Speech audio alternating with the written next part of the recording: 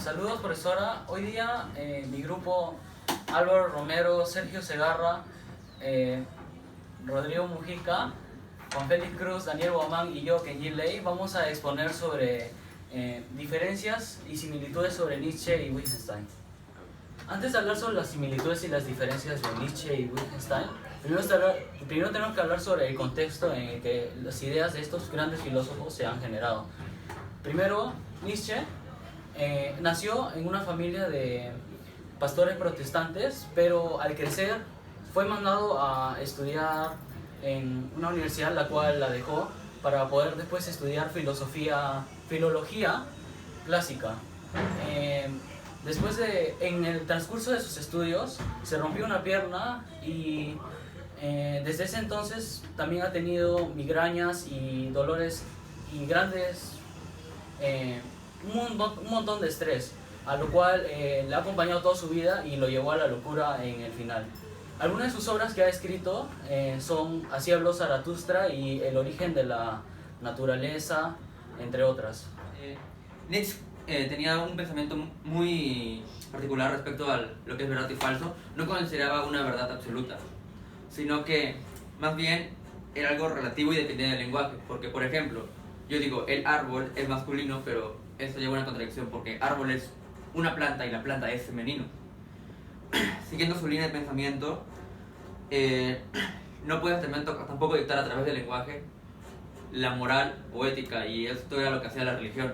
Así que Friedrich Nietzsche propuso un superhombre, lo que vendría después del ser humano, mucho mejor intelectualmente y espiritualmente hablando, en el que podría crear su propio sistema de valores. Todas estas ideas, muchos filósofos previos a él no lo expresaban y ni lo debatían. Por eso Nietzsche siente algo de desprecio hacia corrientes filosóficas previas. Y como punto final sobre Nietzsche, todo este tipo de ideas los expresaba en metáforas. Ahora hablaremos un poco del contexto donde se desarrolló Wittgenstein. Wittgenstein nació en Viena, en Austria, en 1889. Era judío, además se desarrolló en una familia acomodada, muy acomodada de hecho, y la mayoría de sus familiares y relativos eran artistas y especialistas en sus campos.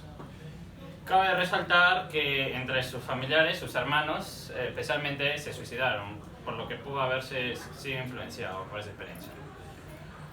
Por otro lado, también está el hecho de que él en un principio intentó estudiar ingeniería, pero posteriormente se cambió al ámbito de la filosofía. Entre sus obras podemos observar Tractatus e investigaciones filosóficas. En Wittgenstein podemos reconocer dos filosofías repartidas en diferentes etapas de su vida. En la primera, a la cual pertenece el Tractatus, él habla sobre y describe las condiciones y límites lógicos del lenguaje, de lo que se puede y lo que no se puede hablar. Así también afirma de que el lenguaje es una representación de los hechos y que guarda relación tanto con los pensamientos como la realidad, que el lenguaje es a los hechos como un paisaje, como una pintura es a un paisaje. Para Wittgenstein, la lógica es trascendental, pues sin ella no habría propósito ni necesidad de la existencia del lenguaje. Y además, él asegura de que pasado el lenguaje no se puede pensar más, o sea, no existe nada más. En la segunda parte de su vida reconocemos otra nueva filosofía en Wittgenstein, en donde analiza el lenguaje de una forma menos sistemática. Ahí reconoce varios usos aparte del tan solo descriptivo, que tiene un modo imperativo que sirve para contar historias, etc. Él también reconoce estos diferentes usos como juegos del lenguaje, los cuales tienen un número indefinido, pues conforme va cambiando la necesidad y el contexto se van desusando y creando nuevos para mantener la dinámica del lenguaje. Entonces se entiende por el lenguaje como un instrumento comunicativo social para participar en la interacción de una comunidad. Y también aprendemos como aprender el significado de una palabra, no solo aprender su definición, sino también el contexto en el cual es viable su empleo, o es decir, en donde se puede o no utilizar. Con respecto a las similitudes entre Nietzsche y Wittgenstein, nuestro grupo encontró dos mayores similitudes. La primera es cómo clasifican las cosas. En primer lugar, Nietzsche separa entre lo apolíneo y lo dionisiaco. ¿Qué es lo apolíneo? Bueno, lo apolíneo es lo que no se puede explicar con la ciencia, lo que no se puede, es lo que era para Platón la verdad. Es algo que claro, no se puede explicar con palabras. Son básicamente las cosas cotidianas que la gente siente, son como sentimientos.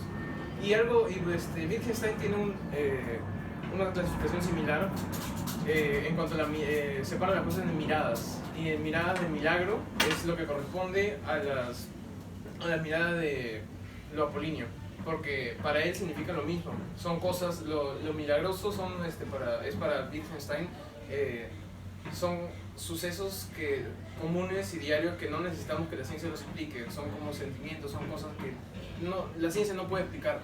Y además Wittgenstein agrega otro, que sería la otra vista, la mirada científica, que es lo que sí se puede explicar la ciencia, los fenómenos naturales, los hechos, y lo que sí podemos ver y sentir y explicar. Y Nietzsche también considera esto como lo dionisiaco, que es las cosas comunes, ¿no? O sea, lo que podemos ver, lo que podemos explicar.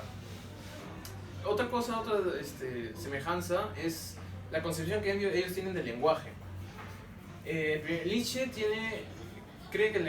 sostiene que el lenguaje es algo creado por el ser humano, es algo creado por el ser humano, y por lo tanto solamente es su área restringida, no puede explicar algo que no sea cosa del ser humano. Es por eso que cuando se busca explicar algo considerado como lo trascendental usando el lenguaje, Nietzsche no lo considera, porque considera que el lenguaje es algo solamente humano. Otra gran diferencia que encontramos entre Wittgenstein y Nietzsche es lo que piensan acerca del lenguaje.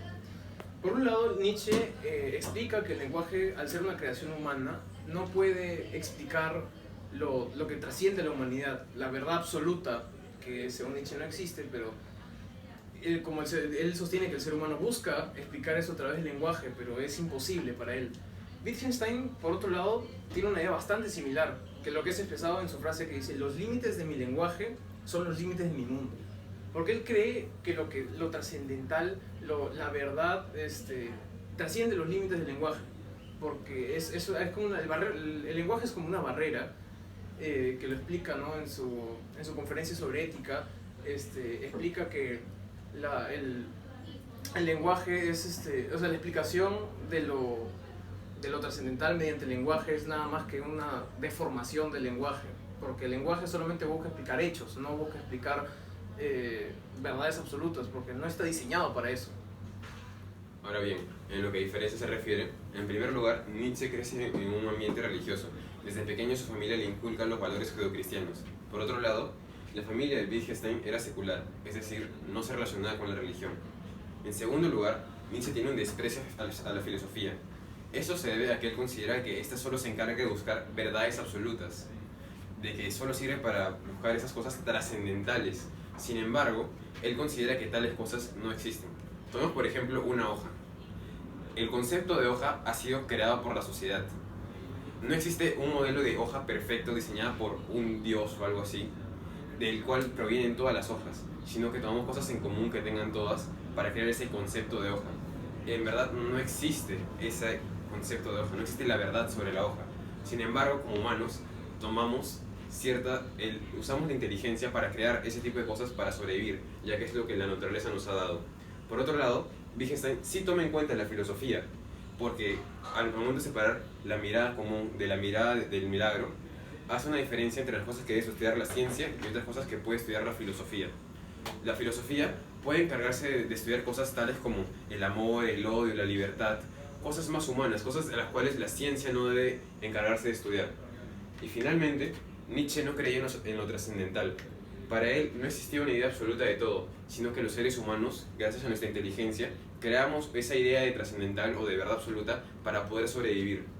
Por otro lado, Wittgenstein sí creía que se podría alcanzar una cosa trascendental o una verdad absoluta. Sin embargo, no podemos expresarlo ni comprenderlo. Por ejemplo, en la conferencia sobre ética, nos habla de que cada persona, según cada circunstancia, puede ver la ética de manera diferente.